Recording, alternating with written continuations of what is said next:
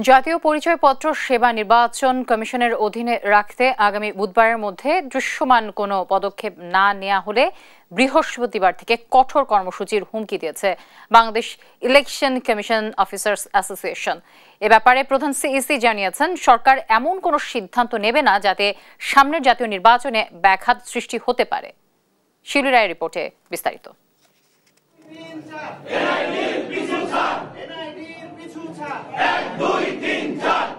NID পরিষেবা ইসির আওতায় রাখতে এভাবে স্লোগান দিতে থাকে নির্বাচন কমিশন সচিবালয় উইংসের কর্মকর্তা কর্মচারীরা। এই সময় তারা প্রধান নির্বাচন কমিশনারের কক্ষের সামনে অবস্থান কর্মসূচি পালন করেন। বৃহস্পতিবার দুপুরে নির্বাচন ভবনে অবস্থানরতরা বিভিন্ন বিষয়ে অভিযোগ জানান। এনআইডি সেবা কমিশনের বাইরে গেলে নির্বাচন হুমকির মুখে পড়তে পারে। নির্বাচন কমিশনে এনআইডি থাকবে, না থাকলে কি হবে সেটা আমরা বলেছি, এবং গত 17 বছর যাবৎ যেখানে এনআইডি সার্ভিসে কোনো রকম সমস্যা হয়নি, আজকে কি এমন পরিবেশ পরিস্থিতির উদ্ভব হলো যে এনআইডি সার্ভিসটা আজকে আলাদা করার প্রয়োজন হলো? কমিশন তার সাংবিধানিক দায়িত্ব পালনের জন্যই কিন্তু এই এনআইডি এবং ভোটার তালিকা এটাকে আলাদা করার সুযোগ নেই, এই দুটো একসাথেই থাকবে, এটা কমিশনও বিশ্বাস করেন। এবং আপনারা ইতিমধ্যে শুনেছেন মাননীয় প্রধান নির্বাচন কমিশনার বলেছেন যে এই সর্বসম্মতিক্রমে কমিশনও সিদ্ধান্ত নিয়েছেন যে আসলে এনআইডি এখানেই থাকা উচিত।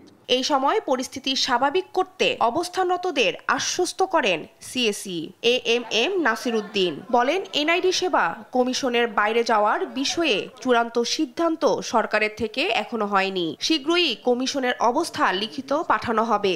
আমরা আমাদের অবস্থান যে আমরা মৌখিকভাবে আমি তো প্রেসের কাছেও জানিয়েছি এটা, প্লাস আমাদের অবস্থান আমরা লিখিতভাবে সরকারকে জানাবো। এবং সরকার, আমি বিশ্বাস করি যে এগুলো আপনাদের যে উদ্বেগ, যে এখন আপনাদের যে কনসার্ন যেটা সৃষ্টি হয়েছে, এটা আমরা সরকারকে জানাবো। এবং আমি বিশ্বাস করি আপনাদের এই যে আমাদের যে মতামত, এগুলোকে গুরুত্ব দিয়ে সরকার একটা বাস্তব সবকিছু পরিস্থিতি সবকিছু বিবেচনায় নিয়ে একটা সুচিন্তিত সিদ্ধান্ত সরকার নেবে বলে আমি বিশ্বাস করি। 12 মার্চের মধ্যে এর সুনির্দিষ্ট সমাধান না হলে আগামী 13 মার্চ দেশব্যাপী মানববন্ধন কর্মসূচি পালন করবে সংগঠনটি। এই সময় দ্রুত পদক্ষেপ না নিলে কঠোর আন্দোলনের হুঁশিয়ারি দেন তারা।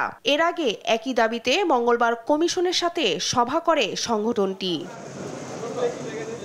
শিউলি রায়, দেশ টিভি, ঢাকা।